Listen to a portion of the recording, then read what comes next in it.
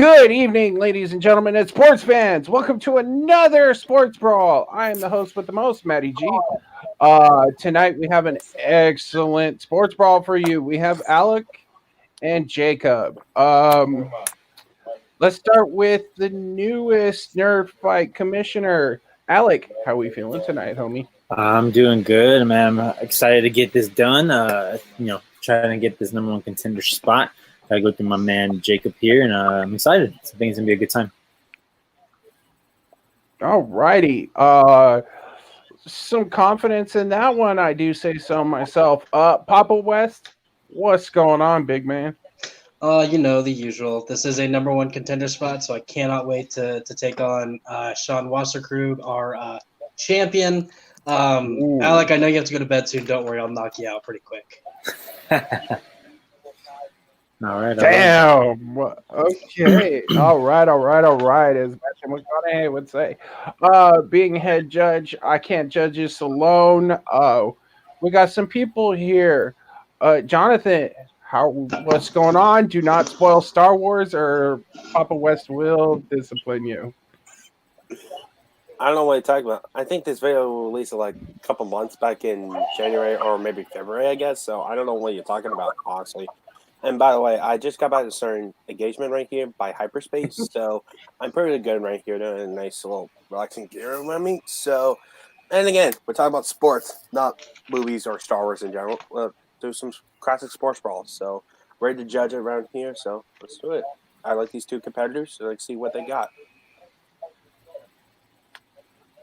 Well, we're definitely going to see what they got. So I'm sure most of you, being a number one contenders match, have seen these before. But if you're new, let's run down the rules. They have 4 predetermined topics that they've plotted out some debate for. They're going to have a 90-second opening, a 5-minute freeform debate, and a 60-second closing. You do have a 1-minute extension to either be used on your opening or your closing if you feel you need it.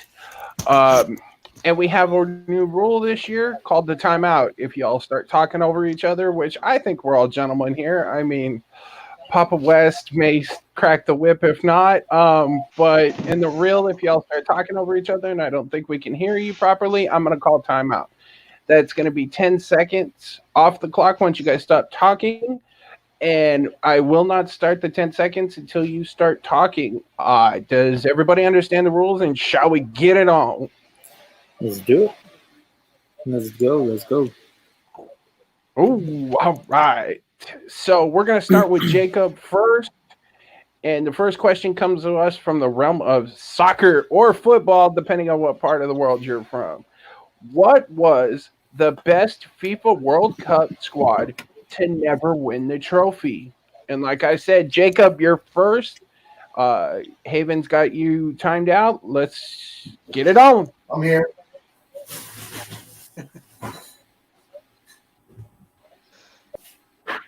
All right. Well, even looking at me, I'm a big man, but man, I love the football or the soccer or whatever you want to call it.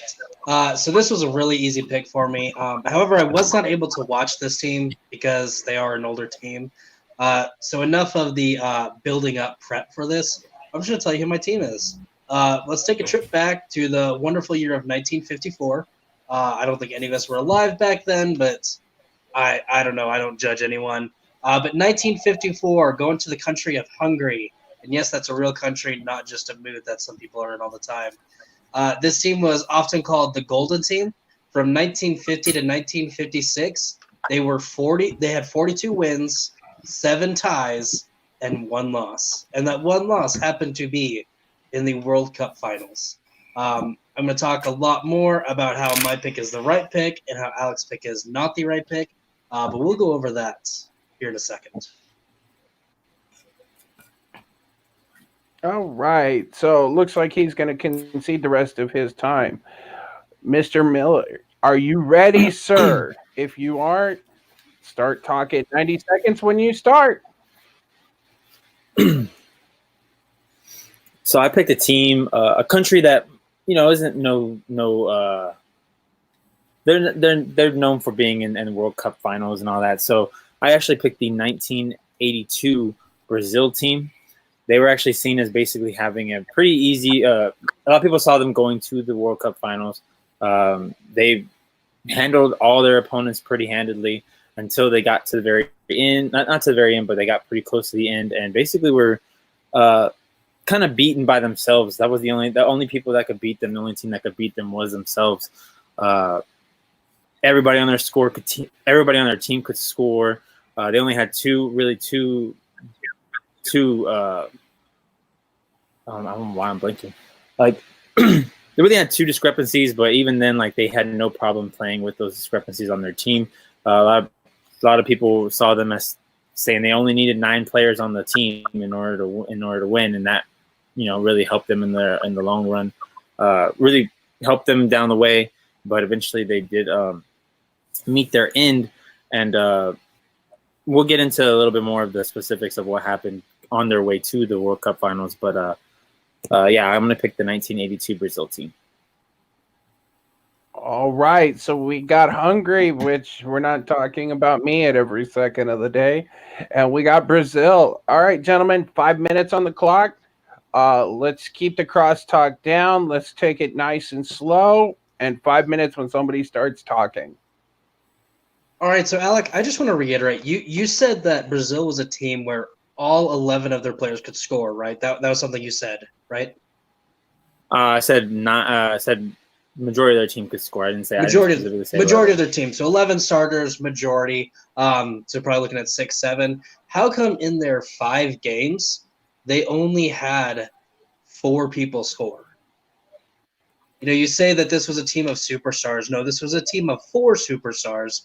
Everyone else on this team was bad. This was literally one of the worst defenses Brazil's had in quite a bit of a lot of their squads.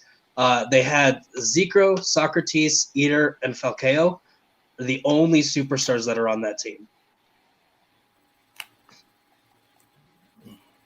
So yeah, you saying that they had a lot of superstars on that team.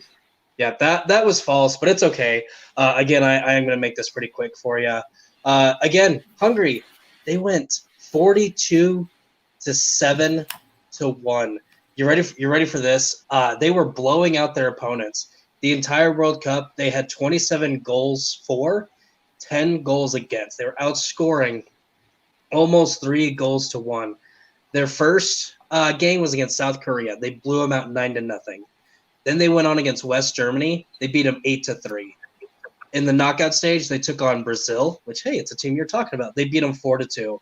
Next round, the semifinals, they played Uruguay, beat them 4-2. And then in West Germany, the Miracle of Bern, because there was a team they already beat and beat pretty handily, was the only team that could beat them in a stretch of 6 years. They beat them 3-2. I have 1, 2, 3, 4, 5, 6, 7, 8 of their starters scored in this World Cup. One of whom, Sandor Kossis, had 11 goals the entire tournament. He won the Golden Boot. For y'all who do not know, the Golden Boot goes to the guy who scored the most goals. That's impressive, I'll give you that. But with this team was known for, like you said, they were known for scoring, but they weren't very well known for defense. So basically, all their plan was to score,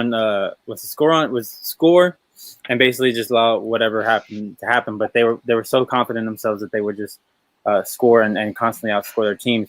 In fact, in 2 of their games and during the tournament, they actually basically ceded their first point to both. It was to the Soviets and to Scotland, and then proceeded to beat the Soviet Union 2-1. But it wasn't really close. It was a pretty dominant performance by the Brazilians, even though the score was only 2-1. And then going for beating Scotland 4-1, and then right after that going against New Zealand and beating them 4-0. Really, the only deficit that their biggest weaknesses were goalkeeper and their center. Their defense. I don't have it here. Yeah. That was really their biggest thing. And then when they got to their game against Italy, the one that they did lose, basically their plan, even though all they needed was a draw to make it to the finals. They just needed a draw to make it to the finals based on their wins and goals. and most managers would usually change their game plan. Santana did not. He basically would just allow score and score. And Italy's best tactic at that time was counterattacking. So every time Brazil would score, Italy would just go right back down and score instead of trying to play a little bit of defense and trying to run the clock down. They didn't do that, and Italy ended up beating them. So really, the only reason they lost is because their manager, who was he's a good manager, he just didn't have a good game plan. Other than that, they would have probably won the World Cup. Yeah, again, they didn't really have the best defense to go about it. I also want to reiterate something else you said in your opening. You said everyone was expecting Brazil to win this World Cup. No, actually, Italy was one of the highest rated teams to win it. In fact, they are actually the team that won it. Yeah. Brazil's biggest issue was going into the second group stage. They had a tough group. It was them, Argentina, and Italy, often called the group of death. Yeah. And whenever you have those good teams you're up against, it's the great teams that overcome those odds, which, unfortunately, Brazil was not able to do. I mean, you look at Hungary, hey, they had one loss. Every team they played against that was a good team, they were able to beat them. And even the one loss that they had was a team that they had already beaten in the past. So yeah, even with all the all the deficits that they had on the team, the Brazilian team, they were incredible on offense. They took care of the teams that they had and that had placed in front of them, including the host country Spain, and actually the reigning European champions at the time, West Germany, took care of them on the way to the tournament. And then when they finally, I'm sorry, I was about to say they didn't play Spain, but then you reiterated that it was before the tournament. So yeah, you are right on that. I'm sorry. No, it's okay. So yeah, the biggest thing is that if they would have just played a little bit more ball control, not allowed Italy to get the ball back so many times, they would have beat. Ooh. All right, so we got a heated debate here going on, gentlemen. Jacob, you went first, so Alec, you're going to close out this round first. Alec, 60 seconds on the clock when you start talking.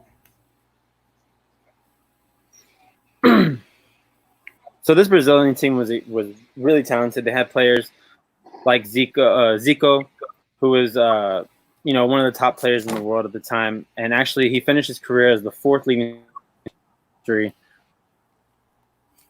I hope I'm pronouncing this right. It's just spelled Socrates. I'm gonna go with that. Who is their best assist man? And then you had Paulo Roberto Falco, super athletic, and Eder, who had a really powerful shot. A lot of people were saying. I was reading around saying that you could probably put a radar gun on it and see how fast it was going. And one of their fastest guys on the team, Tonino Cerezo. I feel like I'm butchering these names. And really, the only thing that kept them from going all the way was the fact that their manager couldn't change up his play style, didn't change up his game plan, kept it where it was at. And who knows what would have happened if the manager would have just taken care, would have actually done something with his with the game plan and changed it up a little bit. Maybe we wouldn't even be having this conversation. All righty, Jacob. You started this round. Close it out for us. 60 seconds on the clock when you start talking.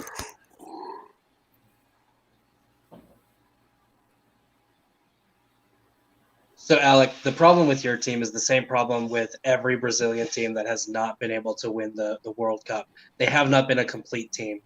This team had some great players on offense. They did not have a defense. They did not have a good goalie.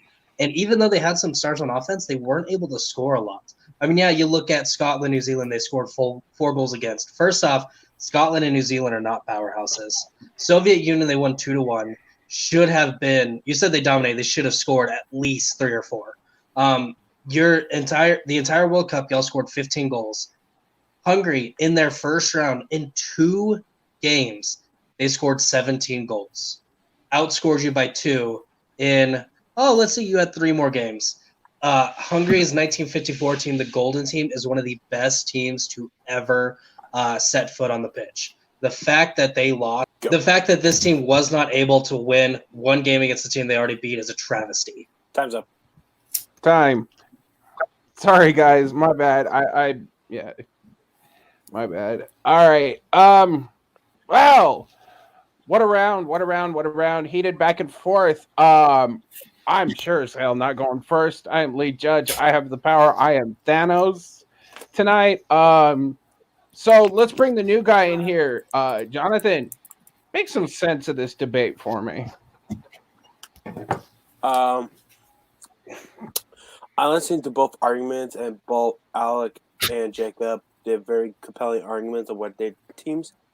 But the person I will give the point to is Jacob, because he said most of the reasons he needed to say that about his team right here over Alec's team right here, and he brought Alec up. He put Alec's team down a peg right here. The reason is mainly like most Brazilian teams are not sort of complete teams as a whole. They have great players around here though, but he also pointed out the reason it's not a complete team as a whole. So I had to go Jacob on that point. All righty, 1-0. Would have gone with Jacob for the reasons listed. But let's not beat around that. Let's see if maybe the NFL could tie the score up. What comeback performance by an NFL team was the most unexpected this season? Jacob went first last time, so Alec, you're up first. 90 seconds when you start talking, sir.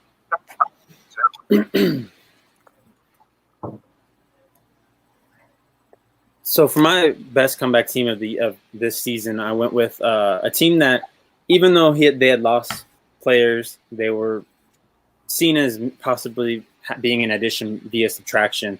And I'm going with the Pittsburgh Steelers. After losing Le'Veon Bell after he sat out a whole year, and then trading away Antonio Brown, there were actually quite a bunch of people that thought that the Steelers might have even a better year because the distractions are out of the way. We'll see what Juju Smith-Schuster has, James Conner, starting all over brand new, but with Big Ben still at the helm. However, after Big Ben goes down, they actually ended up starting the year 2-4, right before their bye week.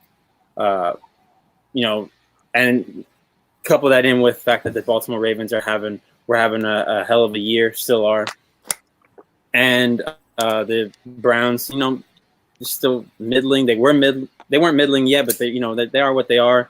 But they weren't looking like they were going to be a playoff team this year, whereas they've been a playoff team for multiple years in the past, and then end up coming back and actually right now they are 8-6 and in the playoffs have one of those wild card spots. And in fact, they probably would be over be even closer to the playoffs if they would have just won this last game. But we all know how that turned out. But it's still close, and at the moment, they're still in the playoffs. So I'm going to go with the Pittsburgh Steelers for my pick. Right on time. Mr. West, what team had the most unexpected performance this season?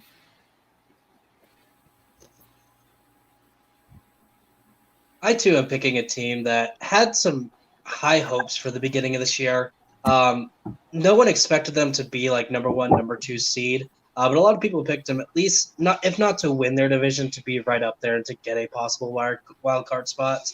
The team I'm talking about is the Tennessee Titans. They've had very good play with Marcus Mariota in the past. This season, they did pick up A.J. Brown, a receiver, started building up that line on him a little bit. And then Derrick Henry has been playing lights out past couple of years. So this was definitely looking like it could be one of them years. The first 6 games, they go 2-4 under Mariota. And so it's looking like a lost season. In fact, they bench Marcus Mariota, their star quarterback, and put in a guy who used to be a starter of the Miami Dolphins, Ryan Tannehill. And, you all expect Ryan Tannehill to go 0-8 and then just to tank for two or blow for Joe. But with Ryan Tannehill taking over, they've gone 6-2 so far. They are also sitting at 8-6, have a lot better chance than the Steelers of winning their division, and also have a pretty easy road to actually get into that last wild card spot. So my pick, the Pittsburgh Steelers, or not the Pittsburgh Steelers. That's the wrong choice. The right choice. Tennessee Titans. That was I the right lost choice. my words for a second. Oh, okay.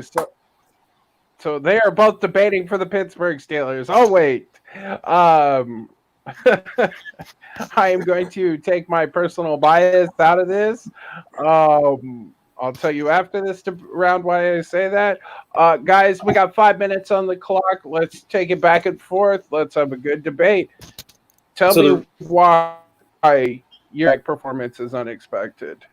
So the reason the Pittsburgh Steelers are a better choice is because of the fact that there were expectations tied to this team. They almost hit bottom, and they ended up coming up based on probably their coaching alone, who I believe should be Coach of the Year, Mike Tomlin. The fact that he loses his starting quarterback, has to bring in Mason Rudolph a little earlier than he expected, ends up having to bench Mason Rudolph in order to bring in their third-string quarterback, Devlin Hodges, Duck Hodges for other people that know.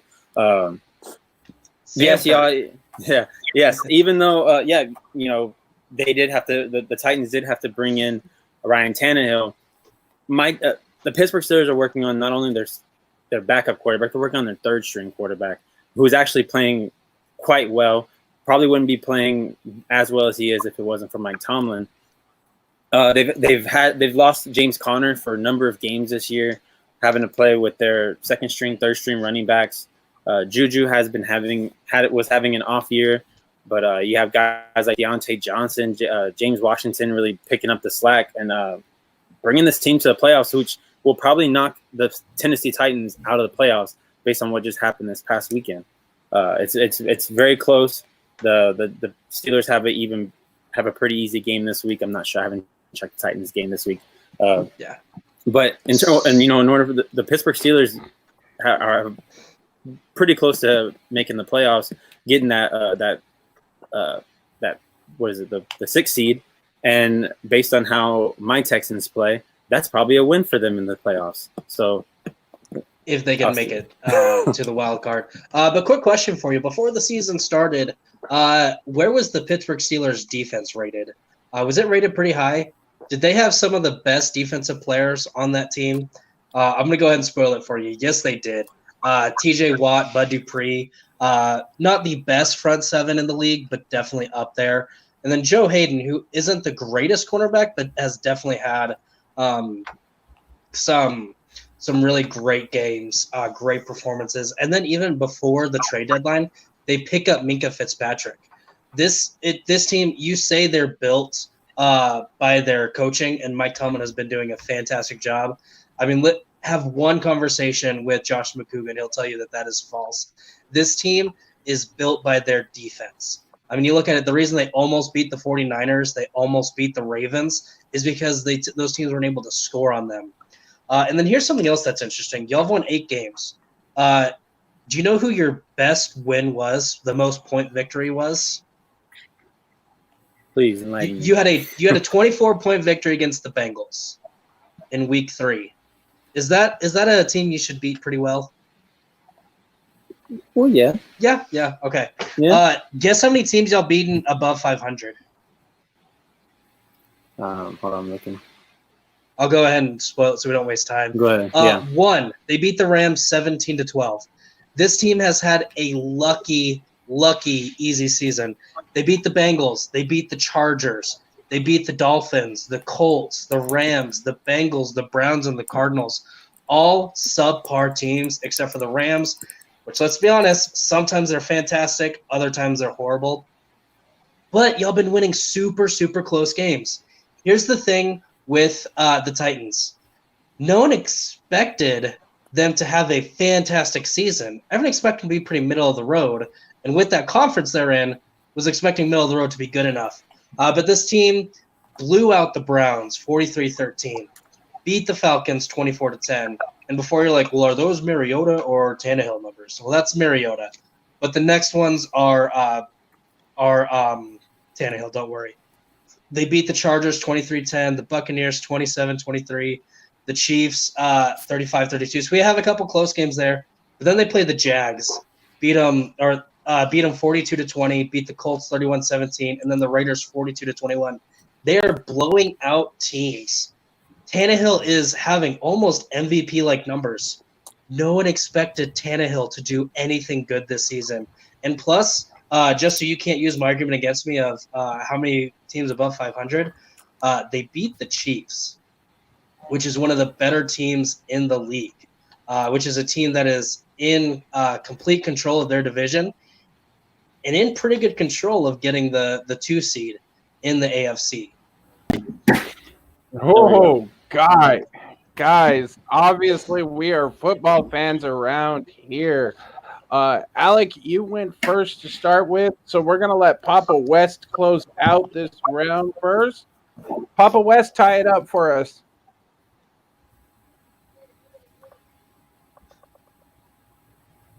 So, yeah, the Steelers have had an amazing comeback performance. No, they just had some really good teams. All the great teams that they've played against, they've lost. That team is built on a defense, and they've had really unlucky things on their offense. And it showed. You look at their scores, they are not scoring against teams they should be scoring on. I mean, the Bengals, they scored 16 points on them. The Patriots almost did that in a half, and they weren't playing well either. The Titans have been able to blow out opponents, and they even beat the Kansas City Chiefs. No one expected this team to be doing half as good as they have actually been doing, and especially with Tannehill getting the start over Mariota, everyone expected them to just blow the season. No one was expecting them to have a couple wins, let alone almost win their division, which there's 2 more weeks. The Titans have 1 game on them, and they still play each other once.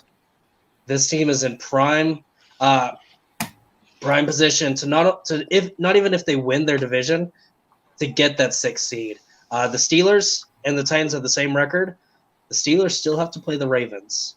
The Titans, I believe they play the Colts, which is a pretty easy team. Then also play the Texans again. Easily can go 1-1, if not 2-0, in that run, and win the division. Which no one saw. Time. Woo! Time. All right, Alec, Mr. Sir, tell us why the Pittsburgh Steelers had the comeback performance. Or unexpected performance. I'm sorry, unexpected performance. And please don't forget, you've got your 1-minute extension if you need it. I'm actually going to go ahead and use mine. A little bit ago, but I'm going to go ahead and use mine. All right. Wait. All right. So now he's got 2 minutes on the clock. All right. The reason why the Pittsburgh Steelers, when you're ready there, buddy. All right. The reason why the Pittsburgh Steelers are the better comeback team is because of the fact that even though they had lost certain players, people still had them as being a threat because of the fact that team is always a winning team. Then they lose Ben Roethlisberger. He goes down. They lose James Conner for multiple games. They lose Juju goes down a couple games.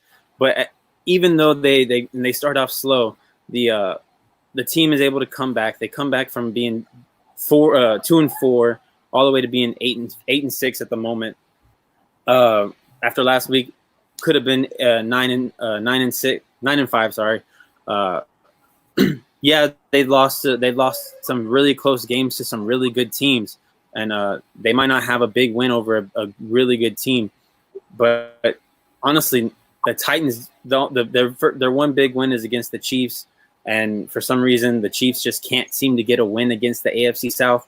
And not one game did the Steelers put up a goose egg, whereas the Tennessee Titans have legit put up zeros. Their last 2 games, one of them is not against the Colts. It is against the Saints, which is not going to be as easy as it would be if it was against the Colts. They do have a game against the Texans. We'll see how that goes. You know that those 2 teams play each other very tough. Whereas the Pittsburgh Steelers upcoming, they got the New York Jets, which is a fairly easy game. Le'Veon Bell going back to Pittsburgh. And then they got a game against the Baltimore Ravens, which, those are always you never really know what those games if the Pittsburgh Steelers play as well, they have been playing this year. they could very well pull out these last 2 games, make it to the playoffs, possibly get a playoff win against the Texans if that's how it ends up shaking. And who knows, making a pretty decent run in the playoffs. Honestly, if the Titans end up making it to the playoffs, there's not really much they can do. And even then,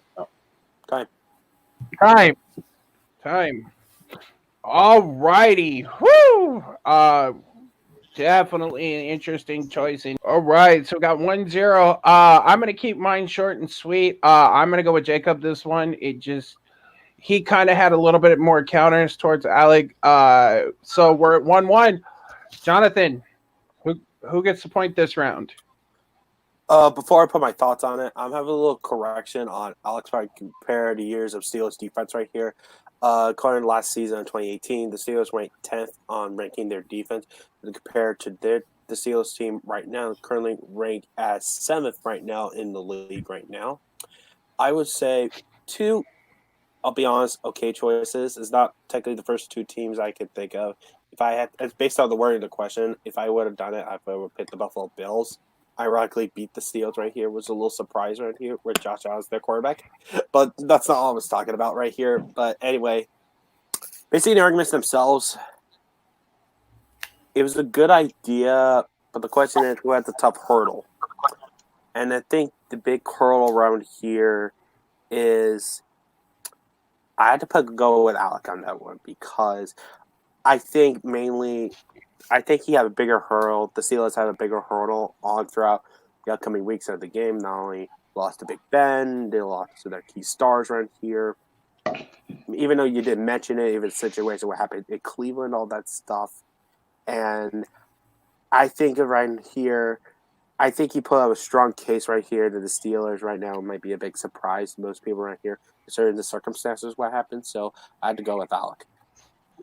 All right, so we are tied up at 1 apiece with Jacob and Alec. So we're gonna go straight into third question, and that's in the Major League Baseball. What trade is considered the worst of all time? Alec went first last time, so Jacob, you're first this time. 90 seconds when you start talking. So, Alec, I'm just going to go ahead and spoil this whole argument. I'm going to be saying a phrase a lot, and it's hindsight's 2020. Pretty much what that means is with our 2 different trades, there's one big difference between the 2. And I'll go ahead and talk about that later on. The one I'm going to talk about is a team that had one of the best players currently in baseball at the time. Only had him for like 5 years, so he was still in his prime. And after we look at the stats, you'll know he wasn't even starting his prime. They had the best player in the major league and traded him away, not for draft picks, not for potential players, not for veterans, for money. I am, of course, talking about a long, long time ago of 1919 when the Boston Red Sox traded Babe Ruth to the New York Yankees.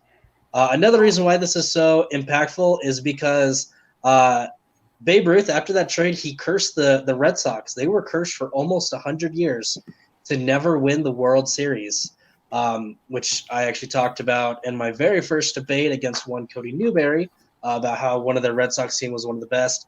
Yeah, this trade not only ruined a franchise, cursed a franchise for almost 100 years.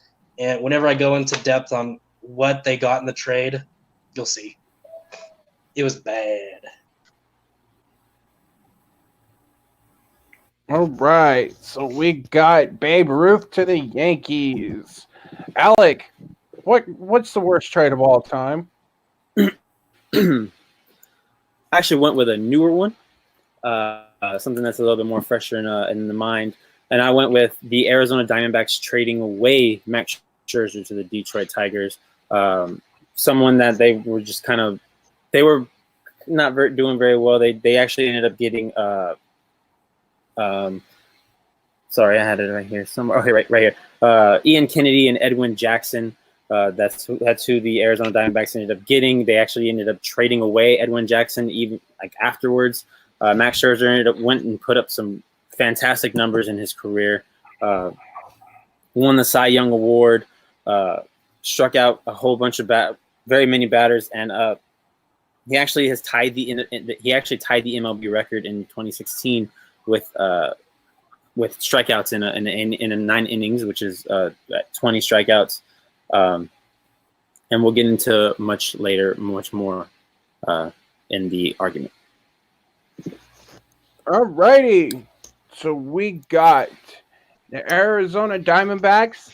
That kind of stings being from Arizona, but I don't like baseball. I don't follow baseball, so we're good.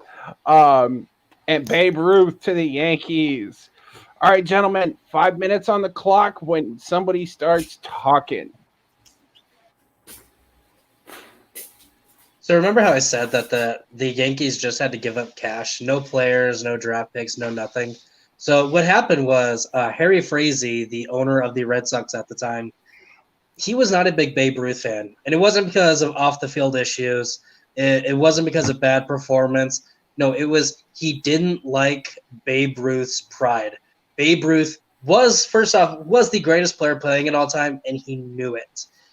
Harry wasn't a big fan of that because he wanted to be in charge of that team. He didn't want a diva player, which he wasn't a diva player, to run that team. So what he did was he sent him to the Yankees for $100,000. Now, if the Red Sox would have taken that money and put it back into the franchise, this would be an entirely different story. If they use that to sign some players, even use that to rebuild the stadium, this would be a different story. But here's the thing. Harry used that $100,000 to fund Broadway plays. He used it for personal gain. Babe Ruth, again, the best player in baseball at the time, in his couple years with the Red Sox, had a 2.2 ERA, and in 2 years of actually switching to being an outfielder, had 49 home runs and 230 RBIs in pretty much 2 seasons of batting. One of the best ERAs, was the home run champion, I believe, both years, and even led them to 3 World Series. They won it in 1915, 1916, and 1918 before he got traded to the Yankees. So the reason I went with Max Scherzer is because based off of the fact of what he has done throughout his career, even it's Babe Ruth. Babe Ruth. Great. But Max Scherzer has put up fantastic numbers in his career. The fact that all Arizona got back in was Ian Kennedy and Edwin Jackson, who they also ended up trading away when they had one of the top pitchers in the league. Even to this day, Max Scherzer is a name that people are afraid of when people pitch against them. When they pitch against them, I know I hated watching my Astros have to hit against them this past year in the World Series. Put up great numbers. Even the New York Yankees, who were also included in this trade, got Curtis Granderson, which, he's not a great player, but he's a name that people know whenever it comes to, when people talk about the New York Yankees, they know who Curtis Granderson is, even though it's oh yeah, I know that guy, and then they move on. Whereas not many people know Ian Kennedy. Most people don't know Edwin Jackson. Max Scherzer actually in the in the 5 seasons that he actually pitched with the Tigers after he was traded there, he actually went 82-35 and posted a 3.52 ERA. He struck out 1,081 batters in 1,013 innings. That's pretty great for a stint that he had to do down in Detroit. Yeah. Whereas the Arizona Diamondbacks were left on the outside looking in and had to watch someone that they traded away. Like you said, hindsight is 20/20, and I'm pretty sure they're regretting that trade. Yes, but again, hindsight's 20/20. Do you know what Max Scherzer did in the 2 years that he pitched for the Arizona Diamondbacks? His first year, he went 0-4, had a 3.5 ERA in 56 innings. 2019, he went 9-for-11, a 4.12 ERA in 170 innings. The fact that you just said Max Scherzer was their best pitcher is laughable. And here's another thing. Max Scherzer, while yes, had great stats with the Tigers, it took him about 2 to 3 years to step in and actually be the lead, not even the leader on that team. He was the second best pitcher on that team. Justin Verlander was the best pitcher on that team. Hindsight's 20/20. When the Diamondbacks traded away Max Scherzer, he wasn't a great star. The next 2 years, he was okay.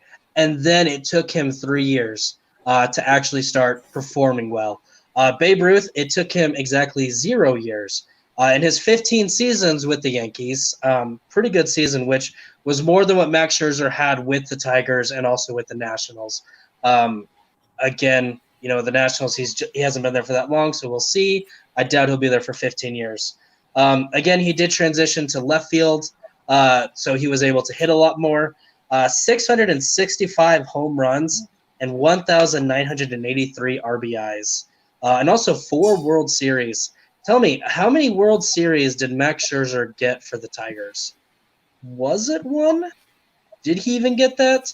Babe Ruth instantly was an impact for that team.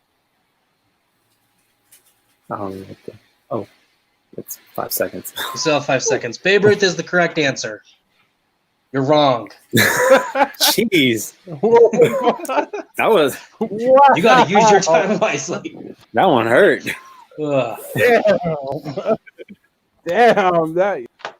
Yes, it is. All right. So we got the Diamondbacks trading, and we got Babe Ruth going to the Yankees. Alec, tie this round up for us. 60 seconds when you start talking. All right. I know I got a hell of a hill to climb here. It is Babe Ruth. But I'm gonna sell the hell out of this.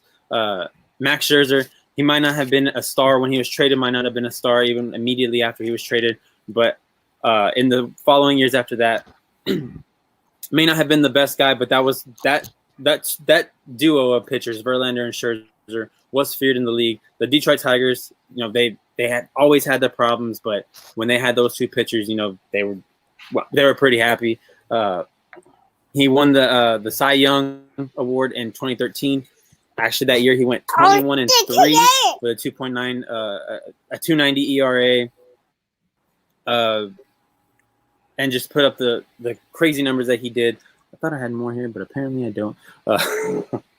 So yeah, Max Scherzer. He's obviously the GOAT, guys. Why would you trade him away? Let's go on to Jacob.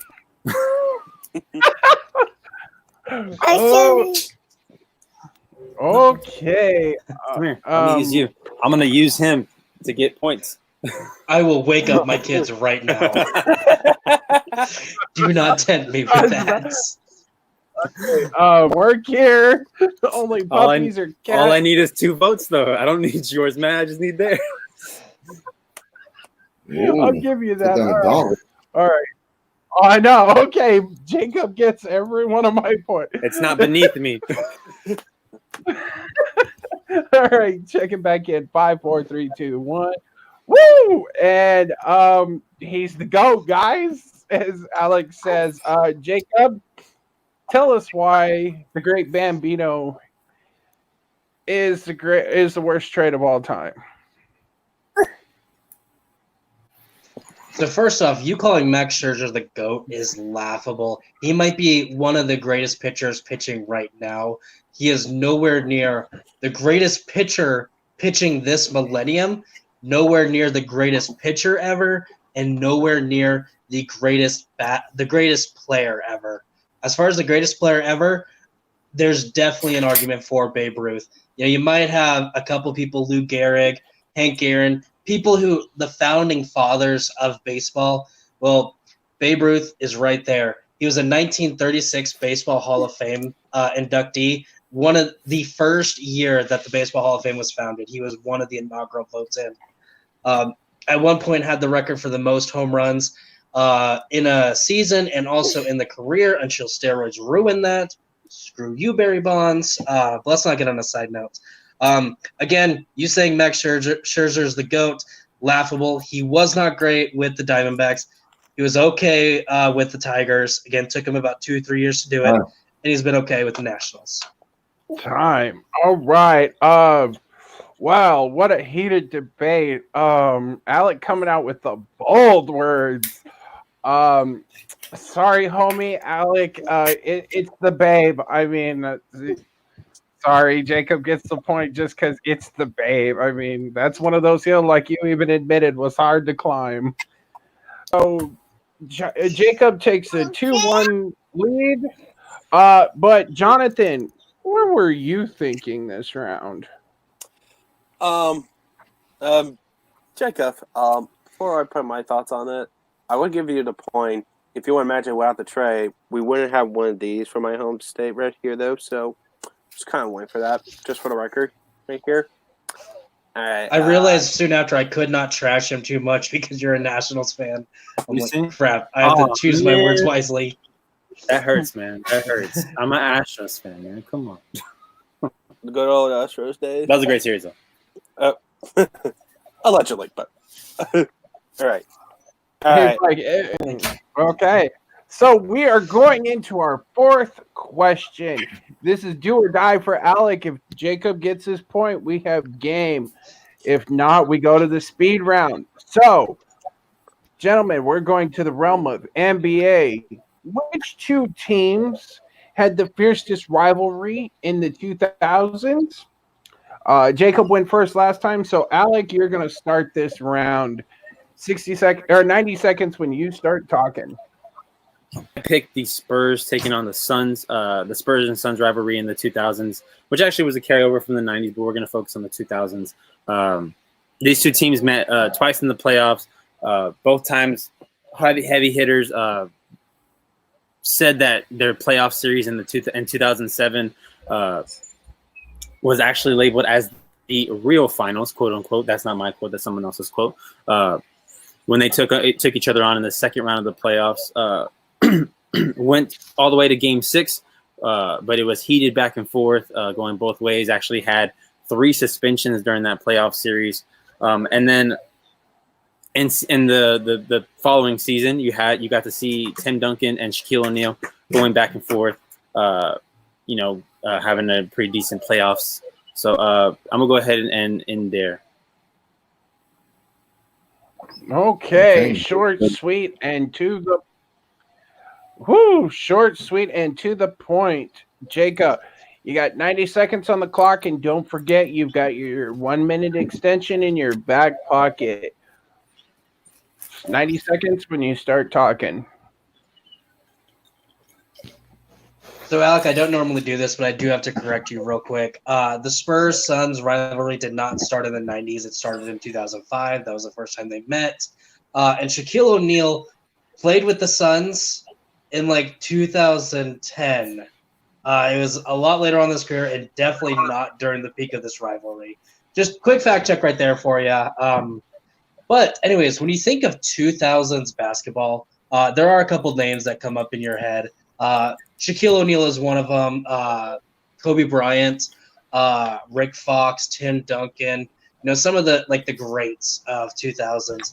And what everyone that I just said played on 2 teams that had a actually really great rivalry in the 2000s. That would be the Lakers and the Spurs. Well, yes, you had one great series, which is one great game, and I'll get you on that a little bit later. This team met 5 times. LA ended up winning the full-on series 3-2. But from 2000 to 2005, the Lakers and the Spurs were the team to represent the Western Conference team in the finals every year for 5 years. These were 2 teams that could not stand each other. Some of the best players in the game, 2 of the best coaches in the game. In Texas, California, 2 of the biggest states in the game.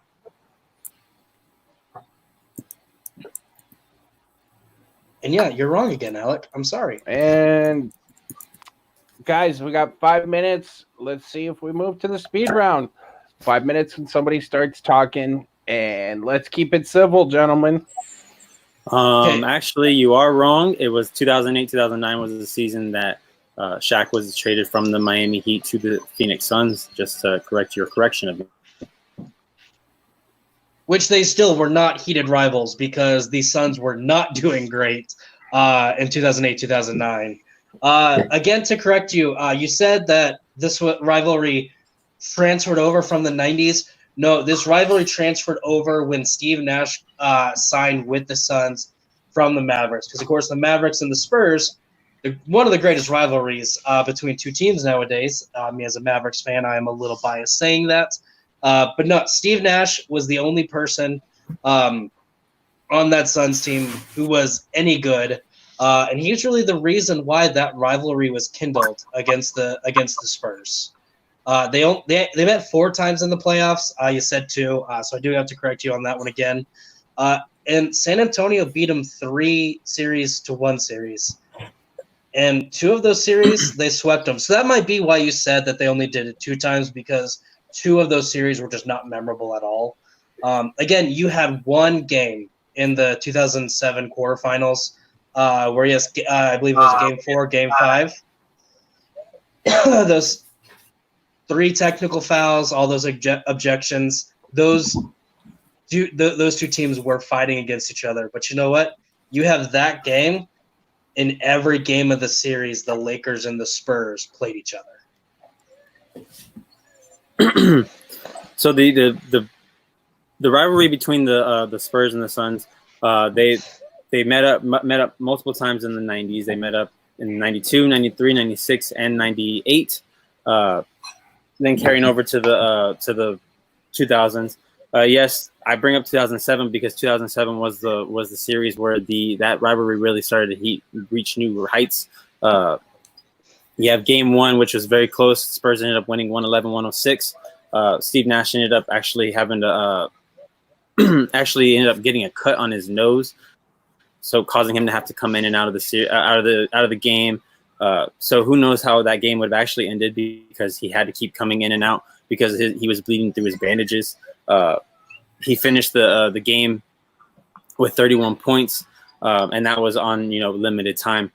Whereas Game 2, they go back, come back, and Suns ended up blowing out the Spurs 101-81. Let's just jump to the game that we're talking about. Game 4 is where it gets pretty heated. Robert Horry actually ends up pushing Steve Nash into the scores table, causing multiple players from the Suns bench to get up and cause multiple suspensions after the game.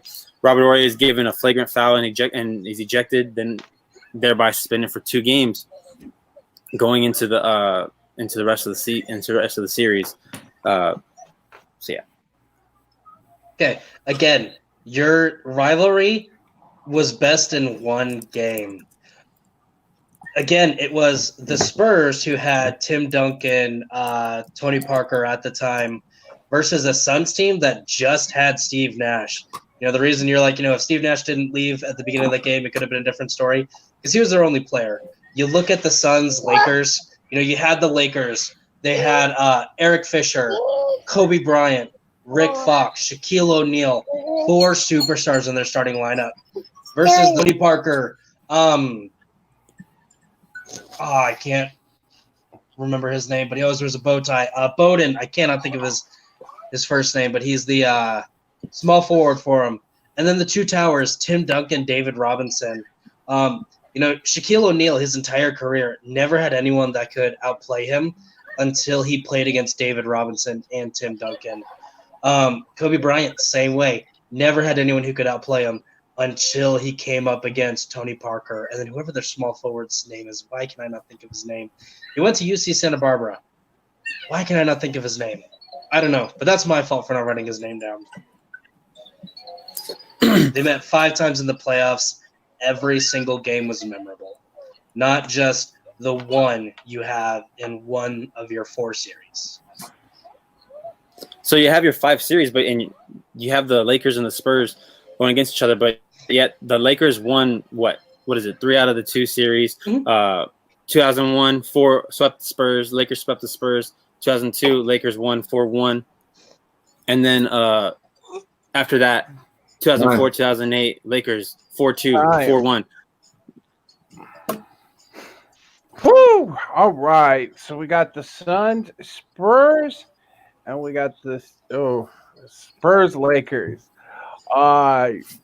Interesting back and forth. Alec went first, so Jacob, wrap it up. You do have your 1-minute extension if you feel you need it. So since I can't take it with me to the next match, I'll go ahead and use it now. All right. So I guess you now have 2 minutes on the clock. And you've got 2 minutes when you start talking. So again, you brought up the first 2 times these teams played each other in the playoffs. The Lakers swept them. Yeah, that's called the building of this rivalry. Again, the Spurs and Suns played each other 4 times. The Spurs did the exact same thing. But if you look at the games that the Lakers swept the Spurs, they were all close games. And if it didn't reflect it on the scoreboard, it reflected it on the court. Those were 2 teams playing their hearts out to beat each other. You have some of the best teammates, Kobe and Shaq. Again, Rick Fox. And I don't want to bore you with the names of players, so I'm not going to. You had some of the best players on the Lakers, and you had one of the best coaches, Phil Jackson, versus the Spurs that, again, had 4 All-Stars, Greg Popovich, Phil Jackson, Greg Popovich, 2 of the best coaches in NBA history.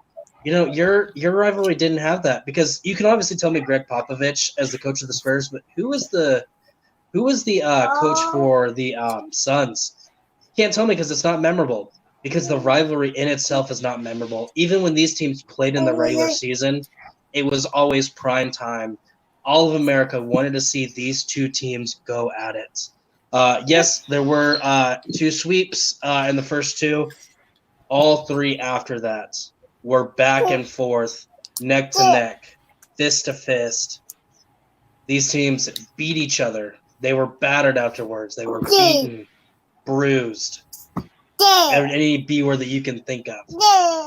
Whereas the Spurs and Suns, it was one game that they're known for. And again, Steve Nash's biggest rivalry with the Spurs came when he was with the Mavericks. The reason yours is such a big rivalry is because it carried over with that one player. If he didn't play with the Mavericks, they wouldn't have as big of a rivalry as they have. Time. All right. Alec, this is do or die, buddy. 60 seconds when you start talking. Close this round out.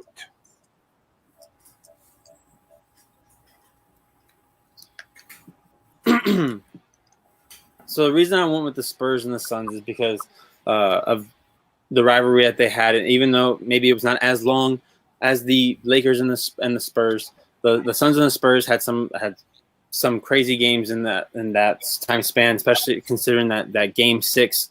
Game 4, where it got super heated. You had players coming off the bench, causing suspensions that possibly affect the entirety of the series.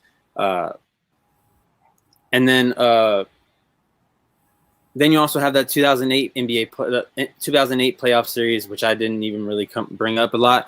But you have the Shaq coming in, trying to go one-on-one with Tim Duncan, even though yes, bringing it from the LA Lakers, but he came and he brought it, trying to get the Suns team over the top. It might have been one-sided, just like yours was one-sided as well, but it doesn't take away from the fact that these 2 teams had some great games, some hard-hitting games, and time. Yeah. All right, gentlemen. What a match! I'm gonna personally need a minute to sit here and think about it, so I'm gonna pass this over to Jonathan because I need a minute to sit here and think. Jonathan, does Alec or Jacob get your point? They can put him in a spot here, buddy. Good compelling arguments on your Lead team. judge there. Sure. Go ahead. Both compelling arguments right here. I had to go with it's going to be a tough call, but I think Jacob have a better argument right here on why his rivalry of the NBA is the best, because not only the games themselves and the players they have, the rankings right here, and the dynamic what they got right here throughout the rivalry. So I'm going to go with Jacob. Okay. All right. So we are down to 1-1. All right. So it's my turn. I've been sitting here thinking about it. Oh, they both had extremely good arguments.